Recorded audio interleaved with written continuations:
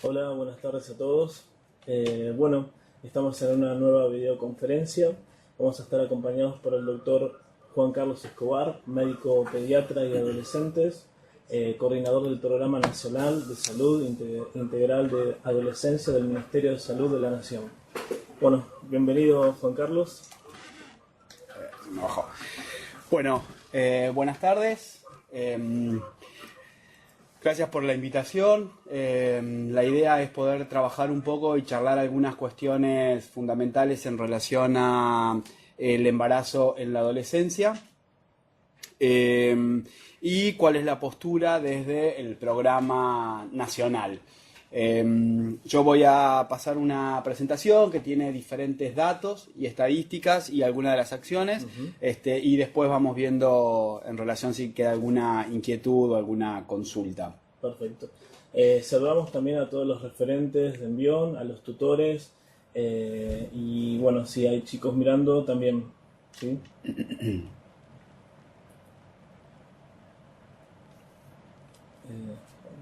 Está hablando.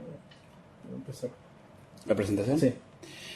Bueno, pero ¿están viendo la diapo o no? ¿Mundo de adolescentes? Sí. Sí, también. Perfecto. Bueno, como ven ahí en la primera imagen, en realidad tiene que ver un poco con la postura que tiene el programa en relación a pensar la población adolescente y en general, siempre que hablamos de adolescencia, hablamos desde la patología, ¿no? Y desde los problemas. Entonces, un poco lo que queremos es plantear que la adolescencia en sí es una etapa más de la vida que tiene determinadas vulnerabilidades, ¿sí? Pero cualquier etapa tiene también riesgos en sí misma, ¿no? Y obviamente, como ven acá en las diferentes imágenes, no existe una única manera de transitar la adolescencia, sino que va a estar fuertemente atravesada por cuestiones de género, de nivel socioeconómico, de posibilidad de acceso. Entonces ahí, como ven en la imagen, no es lo mismo, obviamente, transitar la adolescencia en situación de calle que transitar la adolescencia dentro de un grupo económico determinado, con una contención familiar determinada, teniendo una patología crónica, etcétera, digamos. Y esto implica un desafío para los equipos de salud, para los equipos de educación, para los equipos territoriales que van a trabajar con adolescentes. En esta diapositiva que ven acá con muchos números, en realidad lo que están viendo son los datos en relación a población adolescente. Nosotros tomamos la definición de la Organización Mundial de la Salud, que dice que adolescencia va entre los 10 y los 19 años. Entonces, como ven en el primer recuadro, tenemos aproximadamente 7 millones de chicos y chicas en todo el país, comprendidos en esta edad. Y dentro de los datos del programa son dos los que nosotros trabajamos. Por un lado, los nacidos vivos de madres adolescentes, ¿sí? Y por otro lado, todo lo que tiene que ver con las defunciones y las muertes adolescentes, en donde lo que vemos ahí es que el 60% de los chicos y chicas en nuestro país fallece por causas externas. Esos son accidentes, suicidios y homicidios. Y de ese total, el 60%, el 80%, perdón, son varones. Es decir, se mueren muchos más varones en la etapa de la adolescencia, ¿sí? Por muertes violentas, digamos, ¿no? Ahora bien, vamos al tema que nos ocupa, digamos, y que tiene que ver con embarazo en la adolescencia. Una de las primeras cuestiones a discutir y a pensar es que el embarazo en esta etapa de la vida, es multicausal, ¿sí? Digamos, está imbrincado por una serie de características y de circunstancias que tienen que ver con los determinantes sociales y culturales en los cuales están inmersos los chicos y las chicas, la sexualidad, que obviamente las prácticas sexuales y el ejercicio de la sexualidad va a variar de acuerdo también a la pertenencia, al nivel socioeconómico, al género, ¿sí? Los roles de género, digamos, también cómo se estructuran varones y mujeres, y todo esto de alguna manera va a determinar las cuestiones relativas a pensar en las causales del embarazo adolescente. Otro punto importante también es poder problematizar la mirada social, digamos, ¿no? En general, siempre cuando se habla de embarazo adolescente, se habla desde la patología o se habla desde las dificultades. Y en verdad, digamos, habrá un grupo de chicos y de chicas que querrán, digamos, transitar la adolescencia, digamos, un embarazo en la adolescencia, y ahí el sistema de salud o el sistema adulto lo único que tiene que hacer es acompañar esa decisión de esas adolescentes, ¿no? Y obviamente la perspectiva de integralidad e interdisciplina, es decir, no podemos abordar el embarazo en la adolescencia únicamente desde el sector salud, sino que tenemos que pensarlo, digamos, desde diferentes disciplinas, ¿no? Ahora bien, acá lo que van a ver es un árbol de problemas en relación a poder pensar, ¿no?, en alguna característica o en alguna situación en donde el embarazo en la adolescencia nos genere una pregunta, ¿sí? Y acá vamos a dividirlo en dos grandes grupos. Por un lado, el embarazo en menores de 15 años, es decir, en las niñas de 10 a 14, y por otro lado, el embarazo en las chicas de 15 a 19 años. En la base de este gráfico vamos a poner aquellas causas, ¿no?, o lo que pensamos que podrían llegar a ser causas del embarazo, y por otro lado, en la parte de arriba, lo que vamos a ver tiene que ver con los efectos sociosanitarios del embarazo en estas etapas de la vida. Y una de las cuestiones que vemos es que tanto para las de 10 a 14 como para las de 15 a 19, en las causas encontramos, por ejemplo, insuficientes espacios amigables de salud para adolescentes, insuficiente promoción y educación en salud sexual y métodos anticonceptivos, insuficiente implementación de la educación sexual integral en las escuelas secundarias, de nivel inicial también, ¿sí?, trayectorias de vida con vulneración de derechos, pero en donde lo que vamos a ver como una de las principales causas, sobre todo en las menores de 14 años, tiene que ver con el abuso sexual infantil y la no aplicación del protocolo de abortos no punibles en estas edades, ¿sí?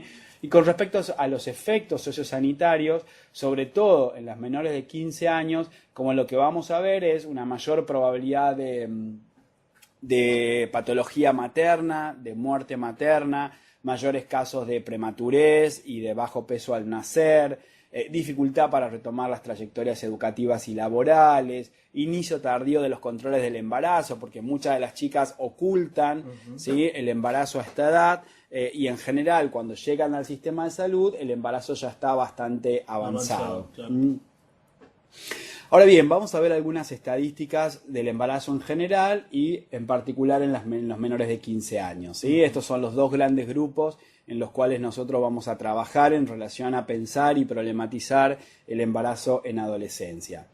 Lo que ven acá son los datos de la Dirección de Estadísticas del Ministerio de Salud, que los últimos oficiales corresponden al año 2015, ¿sí?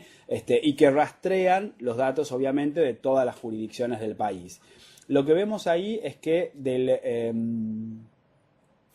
el total de nacidos vivos de madres adolescentes corresponde a aproximadamente 112.000 nacimientos, es decir, 112.000 niños nacieron en el año 2015 de una mamá entre 10 y 19 años, ¿sí? Lo que no implica embarazos en la adolescencia, porque muchos embarazos no llegaron a un nacido vivo, sino que fueron, digamos, también con abortos espontáneos o abortos producidos, que de eso no tenemos datos, ¿sí? De esos casi 12.000 nacidos vivos de madres adolescentes, lo que vemos es que 108.000 corresponden a madres de 15 a 19 años y 2.800 aproximadamente corresponden a madres de 10 a 14 años. Por año en Argentina tenemos aproximadamente 3.000 partos de niñas de 10 a 14 años y esto es una constante que no se ha modificado durante los diferentes periodos de tiempo. Y otro dato importante es que, corresponde más o menos al 20% del total de madres adolescentes, aquellas que ya tuvieron un hijo o un segundo hijo en la adolescencia. Es decir, del total de nacidos vivos de madres adolescentes, el 20%, ¿sí?, es el número de hijos 2 o más, digamos. Es una mujer que ya tiene un hijo, 2 o 3, hasta antes de los 20 años, digamos, ¿no? Lo que tiene que ver con la repitencia del embarazo durante la adolescencia. Como ven acá, el porcentaje de nacidos vivos, que corresponde aproximadamente al 16% del total de nuestro país, no se ha modificado significativamente a lo largo de los años, digamos, ¿no? A diferencia de lo que en general siempre se habla de que el embarazo adolescencia viene en aumento, en verdad es que no hay, digamos, una tendencia que muestre que venga en aumento, pero tampoco se ha producido un descenso del embarazo, ¿sí? Desde 1980. Sí, acá porque son digamos, desde donde tenemos los datos más fidedignos oficialmente. Acá lo vemos más detallado, ¿sí? Lo que ven ahí de color verde es la tasa de fecundidad, ¿sí? De adolescente total de 10 a 19 años. El color azul corresponde a la de 15 a 19 y el color rosita corresponde a la de 10 a 14, lo que se conoce como tasa de fecundidad adolescente temprana y tasa de fecundidad adolescente tardía, ¿sí? Y como ven ahí, desde el 80 hasta el 2015, ¿sí? Los valores se han mantenido relativamente estables. Ahora bien, ahí hay una franja que salió mal, pero cuando una de las cuestiones fundamentales a pensar desde una política nacional tiene que ver con la gran brecha de inequidad que hay en todo nuestro país. Y nosotros tenemos provincias del NEA, por ejemplo, como Chaco, Misiones y Formosa, que llegan a duplicar o triplicar los valores de la media nacional en relación a embarazo adolescente. Si la tasa de fecundidad adolescente temprana, es decir, de 10 a 14 años, es de 1.8 a nivel país, por ejemplo, Formosa tiene casi 6, digamos, ¿no? Entonces triplica el valor de niñas menores de 14 años en relación a su población, ¿sí? Aunque el gran porcentaje, digamos, el gran número de N se lo lleva a provincia de Buenos Aires y la región central del país, eso tiene que ver con la población que tiene la provincia, digamos, ¿no? Pero la tasa de fecundidad, digamos, es bastante menor. Ahora bien, hay un dato que nosotros tomamos del sistema informático perinatal que tiene que ver con la planificación del embarazo, es decir, al momento del alta de esa adolescente, ¿sí? Cuando, digamos, ya tiene su bebé en brazos y se le pregunta si había planificado el embarazo, el 60% de las chicas, casi el 70% de las chicas refiere no haber planificado ese embarazo, ¿sí? No haberlo planificado. Es decir, 7 de cada 10 chicas dice que no planificó el embarazo. Después, en la pregunta siguiente, si se estaba cuidando o se cuidaba correctamente, esto, digamos, también un 80% de las chicas no se estaba cuidando bien, digamos, ¿no? Con lo cual ahí está también como una gran brecha en relación a qué información tienen, qué acceso a métodos anticonceptivos tienen, ¿sí? Cuando lo que quieren en verdad es no quedar embarazadas, ¿sí? Y cuando analizamos acá las distintas edades, fíjense, de embarazo no planificado, fíjense en que los porcentajes más altos se dan en las menores de 15 y en las mayores de 40, digamos, ¿no? Es el mayor porcentaje de mujeres que refieren no haber planificado el embarazo. Bien. Esto tiene que ver, lo que ya les referí hace rato, en relación al porcentaje de madres que ya tienen un segundo o tercer embarazo durante la adolescencia, y fíjense en que existe un 5%, un 6% de niñas menores de 14 años que están teniendo su segundo hijo con menos de 15 años, digamos, ¿no? Con lo cual, lo que esto implica en relación. Un punto que tiene que ver con la relación a la educación, esto es una investigación de Mónica Goña, y el tema de la escolaridad en adolescentes. Lo que se sabe es que el 45% de las madres adolescentes ya no asistía a la escuela al momento del embarazo. Es decir, frente a algunos dichos de que en general el embarazo hace que las chicas abandonen la escuela, en verdad lo que se sabe por las investigaciones es que cuando quedan embarazadas ya habían abandonado la escuela previamente, con lo cual esto refuerza el factor protector que implica la escuela, digamos, ¿no? En relación al tema del embarazo. Y un 60% de las adolescentes embarazadas que asistían a la escuela desertaron por sentir vergüenza por temor a la discriminación, ¿no? O sea, de las que no habían abandonado la escuela, cuando se embarazan, el gran porcentaje deja por vergüenza, ¿no? Por todo lo que genera, digamos, un embarazo en este periodo de la vida y además dentro de la escuela. Todavía seguimos hablando de discriminación. Exactamente. Recordamos a la audiencia que mañana vamos a precisamente hablar sobre discriminación, así que bueno, están invitados. Ok. Bien, vamos a poner el foco ahora un poco en las adolescentes menores de 15 años, ¿sí? Es una deuda desde el punto de vista de salud pública porque es una de las etapas más descuidadas desde la investigación y desde los programas de la política pública, a pesar de la complejidad que reviste el fenómeno. Tiene una baja visibilidad, ¿sí? Es decir, pasa bastante desapercibido estos 3.000 partos anuales de niñas de 10 a 14 años, ¿no? Y además nos debe, como equipos de salud, como equipos de educación, como equipos territoriales, nos debe prender una alarma en relación a los riesgos psíquicos y físicos para esa niña y todo lo que implica como vulneración de derechos a la hora de la coerción o la no decisión de tener relaciones sexuales consentidas.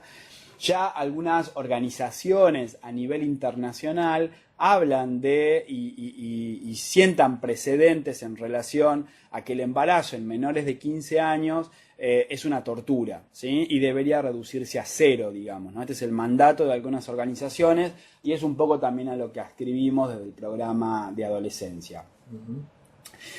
Si bien es cierto que el embarazo en menores de 15 es de incidencia baja en términos absolutos, digo, 3.000 partos no es lo mismo que 120.000, ¿sí? Es profundamente preocupante y amerita un análisis particular, ¿no? Y una de las cuestiones que decíamos recién es que deberíamos reducirlo a 0, ¿sí? ¿Qué dificultades hay en relación a poder generar investigaciones en este tipo de embarazos? Tiene que ver con que existen datos incompletos, inexistentes. Las encuestas más extendidas en general refieren a la población de 15 a 49 años. Hay algunas cuestiones en relación al consentimiento informado del adolescente menor de 15 como para prestarse a una investigación, ¿no? Cuestiones sensibles, es decir, eso hace que dificulte, ¿sí? Las investigaciones y que podamos acercarnos también desde la academia a ver qué es lo que está pasando con este tipo de embarazos, ¿no? Okay. Hay muchos determinantes sociales de la maternidad en menores de 15 asociados a la pobreza, a la ruralidad, se da sobre todo en contextos también asociados a comunidades originarias o a comunidades rurales, acceso limitado a los sistemas de salud, ¿no? En general son chicas con una baja escolaridad, muchas de ellas son hijas de madres adolescentes, ¿sí? Y en donde hay, en la mayoría, alguna historia de vulneración de derechos, de violencia y de abuso sexual, ¿no? Entonces, esto es algo que, sobre todo, quienes trabajan en territorio, desde desarrollo social, incluso los que trabajan, digamos, desde el programa Envión específicamente, es un tema que debería explorarse más en profundidad, ¿no? Con respecto a la anticoncepción, y ya esto hablando un poco en todos los grupos etarios, ¿sí? Lo que sabemos es que hay distintas barreras sociales y culturales, ¿sí? A la hora de acceder a un método anticonceptivo adecuado para ese adolescente. Algunas de estas barreras tienen que ver con el escaso conocimiento del cuerpo y de los procesos reproductivos, a pesar de que los chicos y las chicas tienen mucha información. Todavía persisten determinados mitos en relación al embarazo, como pensar que la primera vez no embaraza, o que tener relaciones sexuales durante la menstruación no tiene ningún riesgo, o que acabar afuera también es un método adecuado para prevenir el embarazo, ¿sí? Hay cierta cuestión de imprevisibilidad del encuentro sexual, es decir, los chicos no saben no planifican, digamos, el momento en que van a tener relaciones sexuales, por ahí la tienen en un boliche, en una fiesta, porque se dio la situación, porque los papás no estaban en la casa, entonces en ese momento por ahí no hay preservativo o no estaba pensado un método, ¿no? Vergüenza de solicitar métodos anticonceptivos, el temor a ser descubierto por los adultos, ¿no? ¿Cómo está actuando la educación sexual integral? La educación sexual es fundamental, digamos, lo que sí tiene es como una implementación dispar en las diferentes jurisdicciones, digamos, ¿no? O sea, si bien es cierto que llevamos más de 10 años de la ley, yo creo que hoy se hable y se plantee y se pregunte si hay o no educación sexual integral, ya es una batalla ganada, digamos, ¿no? 7 años atrás, por ahí vos decías de educación sexual integral y no sabías a lo que referías, digamos, o decías CESI y no sabías qué significaba la sigla. Ya que hoy se habla y se discute si hay o si no hay, yo creo que es fundamental y es una batalla ganada. El tema es que tiene diferentes grados de implicancia, porque también, sobre todo en los temas de salud sexual, los preconceptos ideológicos de tanto de los docentes como de los efectores de salud hacen que eso impacte en las prestaciones que tiene. Es decir, un docente que no tiene trabajada su sexualidad o que tiene muchos mitos o muchas dudas en relación a la sexualidad, probablemente no quiere impartir la educación sexual integral dentro de su aula, por ejemplo, o un director de escuela. Lo mismo que pasa con un profesional objetor de conciencia, por ejemplo, ¿sí? Que decide no dar anticonceptivos a menores de 14 años, ¿sí? O no quiere acceder a una práctica de interrupción legal del embarazo, digamos, ¿no? Y otra de las barreras importantes a la hora de la negociación del anticonceptivo tiene que ver con los estereotipos de género, en donde las mujeres, ¿no?, son educadas para complacer a los varones y en donde los varones dicen, bueno, con forro yo no siento nada, entonces se hace así o no se hace, ¿no? Entonces estas cuestiones, digo, de empoderamiento de las mujeres, pero a la vez también de problematizar el tema con los varones, es fundamental a la hora de poder pensar en las barreras para la anticoncepción, ¿no? Cuando, por ejemplo, recurren a un médico, ¿suele pasar de que van los dos o va generalmente la En general van chica? las chicas. Los varones concurren significativamente menos al sistema de salud que las mujeres, digamos. Claro. Que tiene que ver también con un ejercicio y con un aprendizaje de la sexualidad, ¿no? En general las que ponen el cuerpo son las chicas, las que tienen que cuidarse son las chicas, entonces eso los chicos y las chicas lo aprenden y se naturaliza, entonces es normal que vaya la mujer al ginecólogo a pedir el anticonceptivo y el varón, ¿no? Digo, esté ahí como un poco más... Es como que falta todavía ese trabajo exactamente. informativo. Sí, sí, sí, tal cual. Claro. Bien, alguna de las barreras de los servicios de salud es restricciones en relación a la edad, digamos, desconocimiento del marco normativo y algunos profesionales que dicen que menores de 14 años si no van con un adulto no se los atiende y esto en verdad, es ilegal, ¿sí? Un sistema expulsivo, en general no atractivos ni adecuados para la población adolescente, algunas cuestiones de desconocimientos ya dije, del marco normativo, pero también de ciertas cuestiones como paternalistas o moralistas de los equipos de salud, en donde existen preguntas del tipo no sos muy chiquita para tener relaciones sexuales, o qué piensa tu mamá o tu papá de esto, o mira lo que estás haciendo, digamos, si fueras mi hija, tal cosa, ¿no? Y esto hace que en la práctica, ¿sí?, se produzca una barrera de acceso de los chicos al sistema de salud. Un dato importante tiene que ver con el aborto. No existen registros de interrupciones legales del embarazo, ¿sí? Y se estima que aproximadamente el 18% de los egresos hospitalarios tras ingreso por aborto son de adolescentes, digamos, ¿no? Es una de las principales causas de mortalidad materna, digamos, ¿eh? A pesar del marco normativo amplio que hay en relación a la interpretación del artículo 86 del Código Penal, todavía la aplicación de esto es absolutamente dispar en todo nuestro país. Ya dije que los riesgos asociados al embarazo en menores de 15 están dados sobre todo en una mayor probabilidad de prematurez y bajo peso al nacer para el producto de la concepción, pero también de hemorragia, preeclampsia e incluso muerte materna, digamos, en las chicas menores de 15 años. Es decir, que desde el punto de vista de la salud y desde el punto de vista biológico, un embarazo en menor de 15 años es doblemente riesgoso, ¿sí? Y es una causal suficiente para interrupción legal del embarazo, atendiendo a la cuestión de la salud, digamos, ¿no? Entonces, digamos, la Organización Mundial de la Salud plantea que, por ejemplo, la interrupción del aborto, la interrupción del embarazo, digamos, en forma medicamentosa, es una de las prácticas de salud con menor riesgo, con lo cual comparar eso con el riesgo que implica el embarazo en menores de 15, ¿no?, nos da la pauta de que es mucho más saludable, ¿no?, poder garantizar el aborto no punible en estos casos, digamos, ¿no? Lo que sabemos que obviamente existen muchas dificultades en relación a que los equipos de salud puedan generar, digamos, las herramientas necesarias para que esto se pueda cumplir y para que las chicas puedan acceder, ¿no?, adecuadamente a dicha práctica. Decíamos que el 70% de las chicas refieren no haber planificado el embarazo, pero si nos abocamos específicamente a las menores de 15, el porcentaje aumenta un poco y cerca del 85% de las chicas refieren no haber planificado el embarazo, ¿sí? Y en general hay relaciones entonces no consentidas en la mayoría de los casos, ¿sí? Hay una mayor diferenciación de edad con el varón cogestante. Eso significa que cuanto menos edad tiene el adolescente, ¿sí? En general su pareja tiene más años, digamos, ¿no? Es inversamente proporcional. Con lo cual la posibilidad de que haya abuso de poder, ¿no? En esa práctica sexual y no consentimiento es mayor, ¿sí?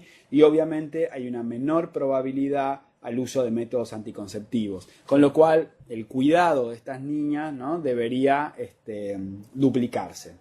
Sí, en una de las videoconferencias hablábamos precisamente de eso, que hoy día el anticonceptivo es libre, o sea, los mismos chicos pueden ir al hospital, retirarlo sin autorización de los padres. Es como que también falta dar esa información. ¿No? Sí, totalmente. Bueno, esto es son datos del programa Víctimas contra las Violencias de la ciudad de Buenos Aires, que depende del Ministerio de Justicia, y fíjense en que el 38% de las víctimas de abusos, digamos, de abuso sexual son niñas entre 11 y 15 años, digamos, ¿no? Y en general, a esa edad también son las que mayor porcentaje tienen de que cuando hicieron la denuncia no era la primera vez, sino ya que era un abuso reiterado, digamos, ¿no? Sabemos que en general a esta edad los abusos sexuales son intrafamiliares en la mayoría de los casos, ¿no? Algún hermano, el padre mismo, algún tío, en general alguien cercano y conocido a la familia.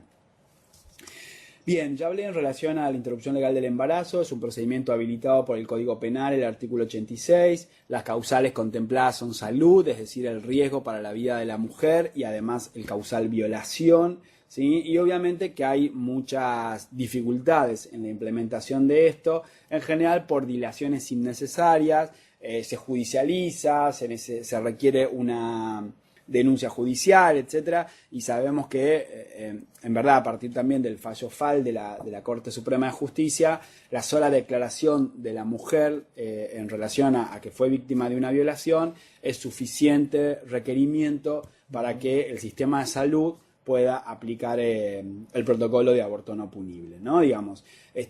Y por otra parte, digo, también en los medios de comunicación, ¿no? Como la que estamos viendo ahí en la figura, siempre aparece alguna nota en relación a conmoción porque una niña de 11 años dio a luz, ¿sí? Sin embargo, eso en general queda solamente en la noticia periodística, ¿no? Y no se continúa luego con el seguimiento o el análisis de esos casos. Acá tengo una pregunta. Sí. Dice, ¿puede relacionarse el embarazo adolescente a una cuestión de necesidad de las chicas de tener familia propia?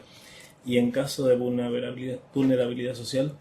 Bueno, eso responde un poco a lo que hablábamos al principio en relación a la multicausalidad, ¿no? Si bien es cierto que el 70% de las chicas refieren no haber planificado un embarazo, hay un 30% que sí lo planificó, claro, digamos, ¿no? Entonces, ese 30% que sí lo planificó tiene que ver con muchas cuestiones, ¿sí? Pero bueno, está descrito de alguna manera que el embarazo también forma parte de un proyecto de vida, ¿sí? Y esa niña que sufría, por ejemplo, violencia o sufría cierta cuestión de dificultades sociales o económicas en su casa, al quedar embarazada cambia de estatus, ¿no? De alguna manera, y también eso hace que sea más cuidada, que se la jerarquice, que se vaya a vivir con su pareja, que pueda salir del círculo de violencia. Entonces, de alguna manera, ese embarazo también pasa a formar parte, de alguna manera, de una salvaguarda para ella,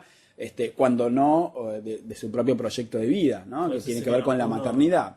Eso podría ser uno de los motivos, digamos. O sea, en ese sentido es donde nosotros decimos, bueno, no patologizamos el embarazo en la adolescencia. O sea, hay embarazos en la adolescencia que son buscados, forman parte de los proyectos de vida de los chicos y las chicas, y ahí el sistema de salud no tiene más que acompañar y que además se pueda sostener la trayectoria educativa, digamos, ¿no? Eso también es importante y por eso existen programas de padres y madres en la escuela y programas, digamos, de retención de madres adolescentes, y padres adolescentes, de manera que, digo, puedan sostener la escolaridad a pesar del embarazo, digamos, ¿no? Gracias. Bien, esto yo lo voy a pasar, en realidad es una investigación que se hizo desde el programa de adolescencia, ¿no? Que tiene que ver con el seguimiento y a la adherencia post-evento obstétrico a métodos anticonceptivos. Esto está descrito y lo pueden buscar de la página del ministerio, digamos, la investigación, así que simplemente como para contarles que en general, una de las principales barreras en relación al acceso a métodos anticonceptivos tiene que ver con los propios servicios de salud. Es decir, en esta investigación puntual lo que se hizo es hacerle una entrevista a un adolescente posparto o posaborto, ¿sí? Y luego una encuesta a los 80 días y a los 160 días para ver cómo seguía cuidándose con el método anticonceptivo. En líneas generales lo que se vio es que el 60%, un alto porcentaje de las chicas, más del 60%, se estaba cuidando con un método anticonceptivo, pero en general el método que utilizaba era el método que había fallado, ¿sí? Previo a ese embarazo o a ese aborto, ¿no? Que en general son preservativos o pastillas, cuando muchas de ellas habían referido el deseo de querer colocarse un DIU, por ejemplo, previo al alta, un dispositivo intrauterino, ¿sí? Pero el sistema de salud la manda con pastillas, digamos, ¿no? Entonces, digo, ahí también como los cortocircuitos que hay entre lo que las chicas quieren y piden, ¿sí? Y lo que el sistema de salud ofrece, ¿no? Tengo otra pregunta de Ángeles Viñao. Dice, en relación al cambio de estatus, se da inclusive que muchas adolescentes juegan continuamente con la posibilidad de estar embarazadas con el fin de que se les preste atención. Bueno, no es una pregunta, es una afirmación de lo que estaba... Sí, yo ahí también sería como cuidadoso en relación a plantear que, digo, que esto pueda ser como digamos, un juego intencional, digamos, ¿no? Hay cierta cuestión digamos, de las prácticas sexuales en los chicos que, digo, puedan ir y venir en el cuidado y en el no cuidado, digamos, ¿no? No sé si necesariamente tiene que ver con el llamado de atención específicamente, pero bueno, digo, sí, puede pasar también en algunas circunstancias, ¿no? Perfecto. Invitamos también a los que nos están escuchando que pueden hacer cualquier tipo de consulta a través del chat de YouTube por el cual nos están visualizando. Bien, esta es otra investigación que estamos desarrollando actualmente desde el programa de adolescencia en conjunto con UNICEF, con la Organización Panamericana de la Salud y con UNFPA, en relación a cuáles son los sistemas locales de salud, de desarrollo social y de justicia en el abordaje de embarazadas de menores de 15 años, ¿no? En algunas localidades de nuestro país. Y es interesante poder pensar, digamos, qué cuestiones se disparan a la hora de un embarazo en un adolescente de 15 años. Y, por ejemplo, una de las cuestiones que vemos acá es la identificación tardía del embarazo, ¿no? En general por desconocimiento del cuerpo, por abuso sexual, por negación, por rechazo, por ocultamiento, muchas veces por inaccesibilidad geográfica en zonas rurales, ¿no? Ahí hay un testimonio de una médica de Catamarca, en donde decía, más o menos tenía 5 meses por altura uterina cuando vino el primer control, refiriendo que ella no sabía que estaba embarazada. Y la madre decía que no, que venía menstruando, que ella le compraba toallitas porque menstruaba, digamos, ¿no? Y llega al control de salud con 5 meses de embarazo en una niña de 14 años, ¿no? Entonces, hay una mayor proporción de controles prenatales tardíos o nulos, y directamente llegan sin ningún control prenatal, ¿sí? No son excepcionales las situaciones incluso en que llega en trabajo de parto sin saber que estaba embarazada o tiene el parto domiciliario, ¿no? Y obviamente hay dificultad para acceder a la ILE, ¿no? A la interrupción legal del embarazo en estos casos, digamos. En la consulta inicial, en general, las chicas no hablan, lo hacen las madres por ellas, ¿no? El sondeo de las circunstancias en torno al embarazo depende del equipo, es decir, no existen pautas estandarizadas para la atención, algunos preguntan más, otros directamente no se meten, ¿no? Los equipos que trabajan con adolescencia en general están más capacitados para atender este tipo de situaciones, otros lo tratan como si fuera un embarazo común y corriente, ¿no? Hay un testimonio de un médico que dice, yo resuelvo la situación del embarazo, no me meto más adentro porque eso me va a llevar mucho más tiempo que no tengo y además necesitaría herramientas que tampoco tengo, digamos, ¿no? Entonces, esto es un tema, digo, que a nosotros particularmente nos preocupa fuertemente, ¿no? En relación... Si en los colegios también haríamos la misma respuesta, ¿no es cierto? Claro, tal cual, sí, Bueno. como si un docente dijera eso, digamos, Por ¿no? suerte está la materia salud y adolescencia, que de alguna forma introduce a los adolescentes en ese tema. Sí, sí, totalmente. Voy a buscar un cable de la computadora. Dale, sigo yo. Sí. En relación a la interrupción legal del embarazo, en general no se la considera ni se la ofrece como una opción, ¿sí? Hay visiones contrarias al derecho, ahí tenemos algunos testimonios como yo como médico no estoy habilitado, lo hacen clandestinamente pero acá no, lo dejamos librado al profesional que atiende, no estamos ni en contra ni a favor. Cada profesional se maneja con su particular postura más allá de lo que dice la ley, digamos, esto dice un director de un hospital, digamos, ¿no? Cuando sabemos que en verdad esto no es legal, ¿sí? Para hacerlo. Y algunos equipos convencen a la niña para que el embarazo continúe, ¿no? Ahora ya está, hay que cuidarlo, criarlo, digamos, sin darle la opción de la interrupción, de elegir, exacto, ¿sí? Entonces, frente a esto, nosotros trabajamos fuertemente con el marco de derechos, ¿sí? Estamos trabajando también en el armado de una hoja de ruta para los equipos de salud y equipos de desarrollo y equipos de educación para el abordaje de los embarazos en las niñas menores de 15 años, ¿sí? Saber de que no hacen falta autorizaciones judiciales ni denuncias policiales en ningún caso, siempre debe garantizarse la confidencialidad de la niña, ¿sí? Deben evitarse todos los procedimientos administrativos que lo que hagan es demorar que pase el tiempo y que luego no se pueda aplicar el procedimiento, ¿sí? Y además a las víctimas de violencia sexual debe actuarse rápidamente para poder garantizar la protección y la salvaguarda de esa niña, ¿no? En relación a su integridad física y sexual. ¿Cuáles son las recomendaciones del sistema de salud? Básicamente una de las cuestiones es, en muchos lugares y en muchas provincias a estas niñas se las atienden en las maternidades principales teniendo en cuenta el riesgo obstétrico, digamos, ¿no? Tiene mayor riesgo de hemorragia, mayor riesgo de eclampsia. Lo que nosotros decimos es que el riesgo es biopsicosocial para esa niña, digamos, ¿no? Con lo cual la atención debe ser absolutamente integral. Deben aceitarse los mecanismos de referencia y contrarreferencia, es decir, si vive en el interior de la provincia y se la deriva a la maternidad más importante, después tiene que volver a su sistema de salud, al centro de atención primaria de la localidad donde la niña vive para el seguimiento posterior, ¿sí? Debe también garantizarse la reinserción escolar, que esa chica no pierda la escolaridad por el embarazo. En los casos de abuso sexual debe privarse la presencia del abusador, digamos, cerca de la niña, ¿no? Estas cuestiones que parecen obvias, luego después en el territorio y en la práctica esto no funciona tan aceitadamente, ¿no?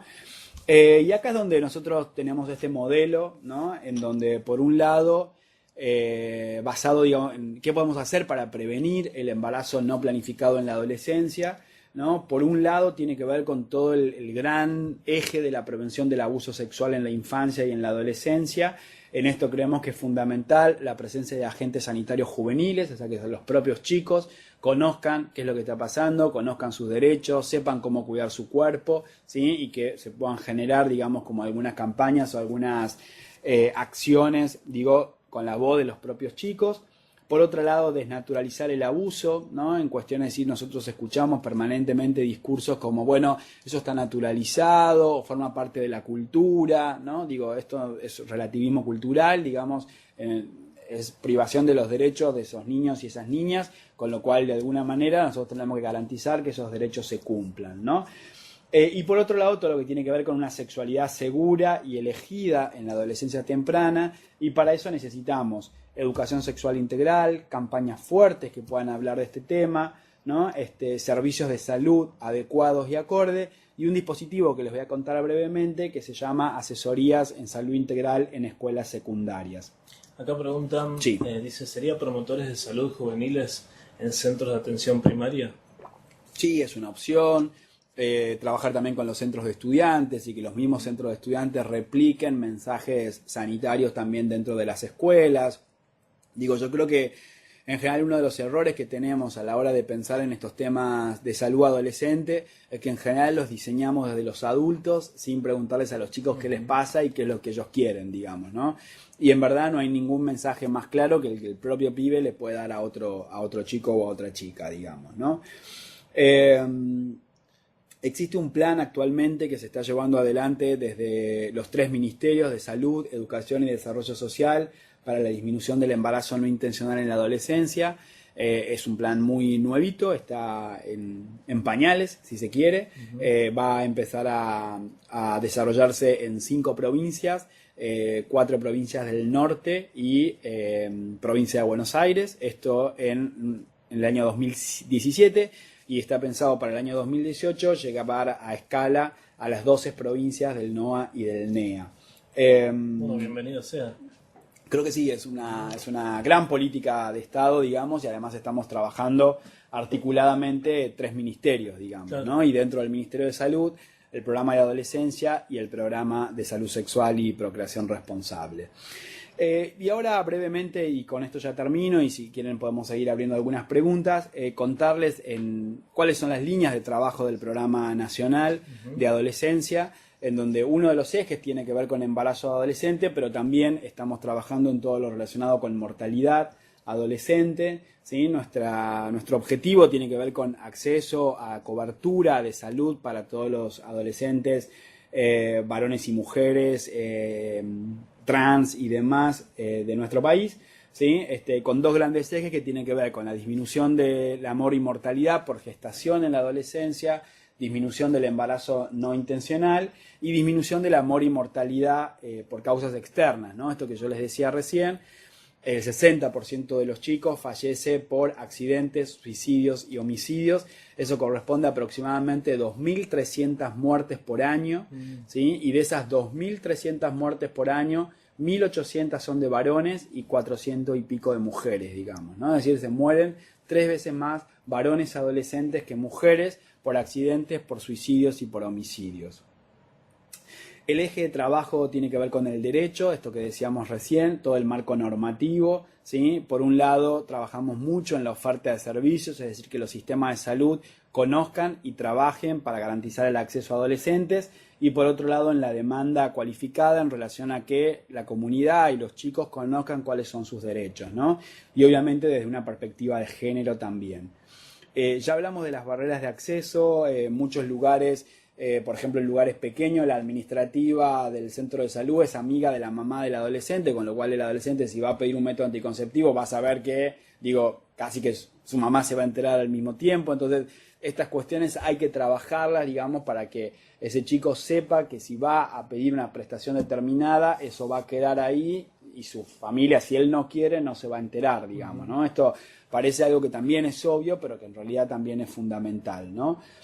Bueno, hay algunas imágenes como para jugar, digamos, ¿no? Esta profesional que por más buena intención, ¿no? Está teniendo ahí como una cuestión más moralista o de reprimenda con ese adolescente, ¿sí? Barreras administrativas en relación a pedir DNI o a poner determinados horarios restrictivos también, por ejemplo, para métodos anticonceptivos, o la pastilla de anticoncepción de emergencia que está en la farmacia de lunes a viernes, qué sé yo, y en general los accidentes con rotura del preservativo se produce en los fines de semana, durante la noche, hay barreras concretas que tienen que ver con cuestiones administrativas, ¿no? Estaba viendo las imágenes, bueno, justamente ahí están haciendo la misma consulta, dice que existen estereotipos de género también en las consultas, y yo veía esa imagen con el dedo hacia arriba, como apuntando, en vez de explicando, como,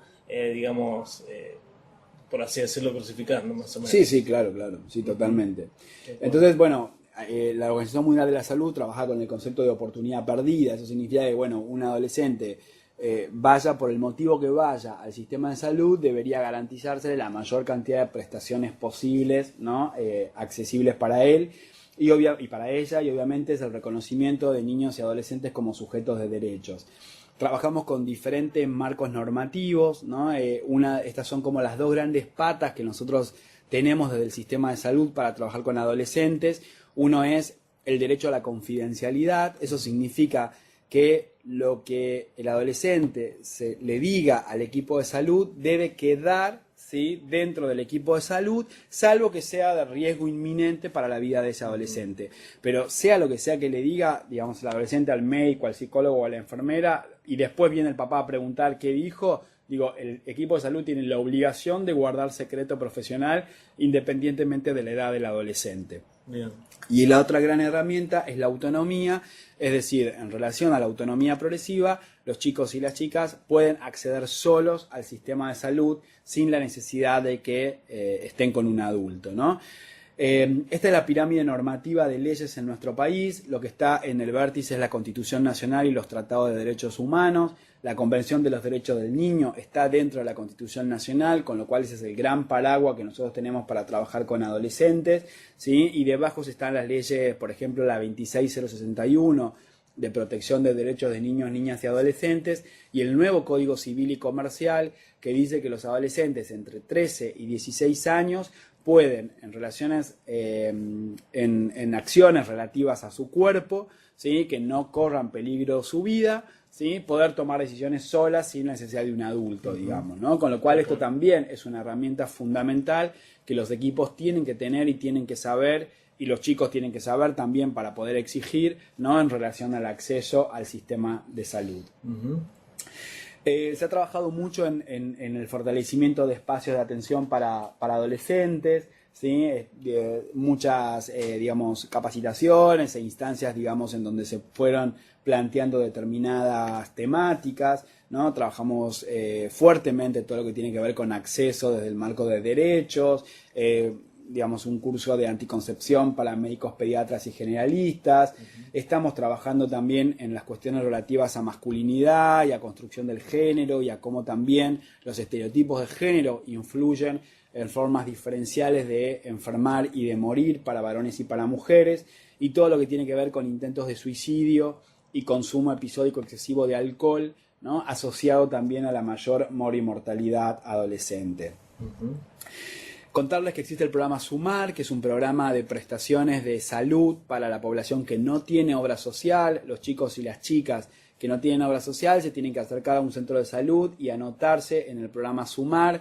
Eso les va a garantizar, ¿sí?, prestaciones determinadas en donde el sistema de salud, digamos, puede, a su vez, el sistema de salud va a recibir un plus de dinero desde la nación, ¿sí?, por la prestación ofrecida a ese adolescente o a ese adolescente inscripto en el programa SUMAR, que incluye el control de salud, incluye atención en guardia por intento de suicidio, por consumo de alcohol, anticoncepción, consejería, talleres, incluso vacunas, ¿sí? Con lo cual, digo, es importante que quienes trabajen en el territorio sepan y chequen que los chicos conozcan el programa SUMAR y estén inscriptos al programa dentro de su centro de salud ¿Tenemos local. algún teléfono o cómo hacen para llegar a SUMAR? Al centro de salud. Centro de salud. Van a un centro de salud del sistema público de salud de todo el país y preguntan por el programa SUMAR, que se quieren inscribir, digamos, para que puedan, digamos, tener las prestaciones que el programa ofrece, digamos, ¿sí?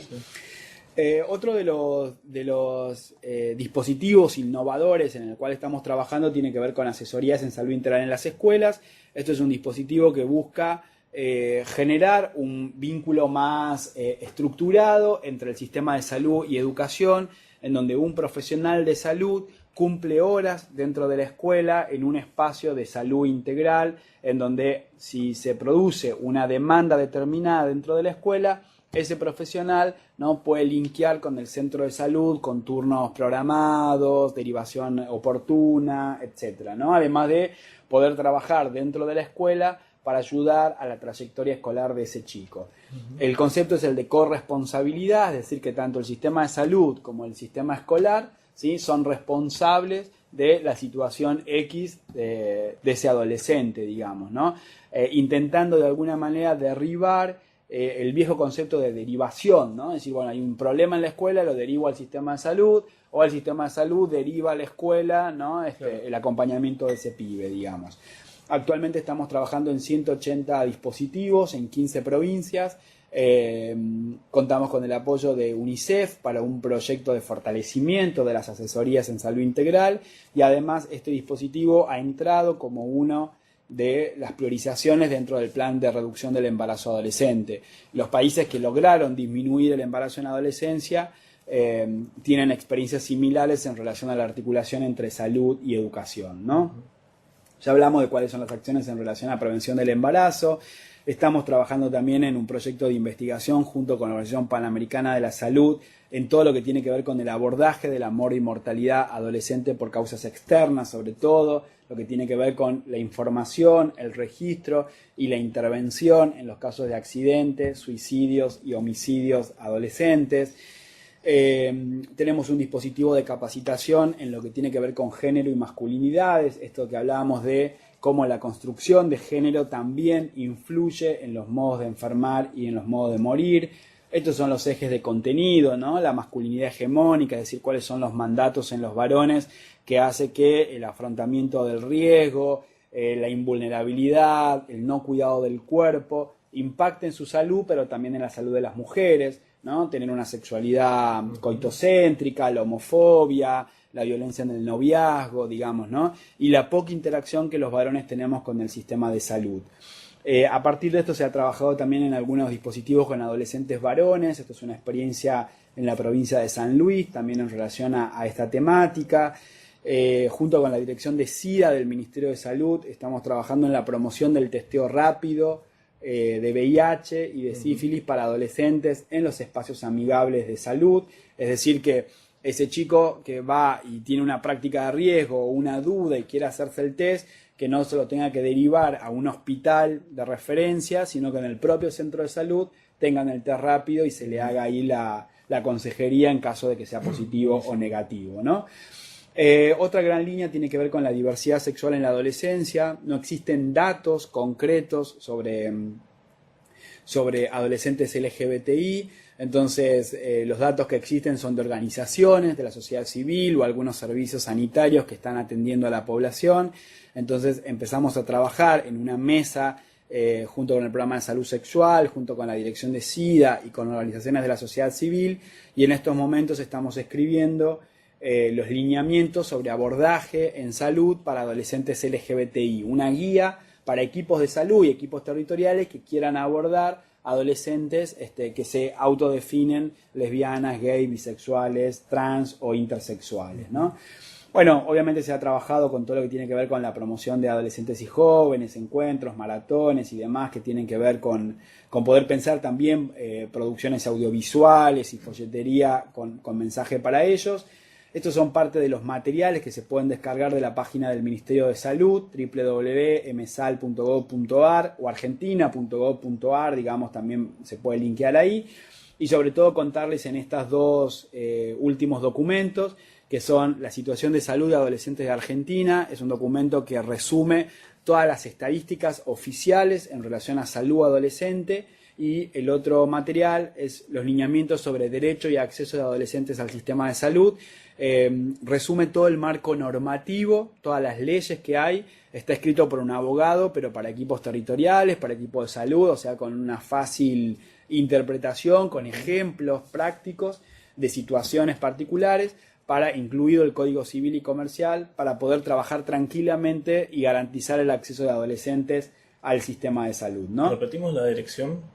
Es www.argentina.gov.ar. Tienen que entrar al Ministerio de Salud, Banco de Recursos, y en Banco de Recursos buscan el material. Perfecto. ¿Sí? Los desafíos son muchos, tienen que ver obviamente con la articulación, ¿no? Con poder generar escala en las acciones, el poder tener presupuesto y obviamente todo lo relacionado con la participación de adolescentes y jóvenes en el diseño de políticas públicas, ¿no? Argentina ha sido seleccionado como uno de los países que ha trabajado fuertemente en la implementación de políticas de salud para adolescentes. De hecho, en el documento que la OMS, la Organización Mundial de la Salud, sacó en relación a una segunda oportunidad para la segunda década, el Programa Nacional de Adolescencia ha quedado como una buena práctica en el acceso y en la cobertura de adolescentes al sistema de salud. Ahí están los contactos, el mail del programa, el mail personal mío, como para generar dudas y preguntas. En esto quedamos a disposición para lo que se necesite. Bueno, Muchas gracias entonces Juan Carlos, doctor Juan Carlos del Ministerio de Salud de la Nación. Bueno, invitamos entonces a que participen también mañana en la videoconferencia que se va a realizar desde La Plata sobre igualdad y no discriminación. Muchas gracias, buenas tardes.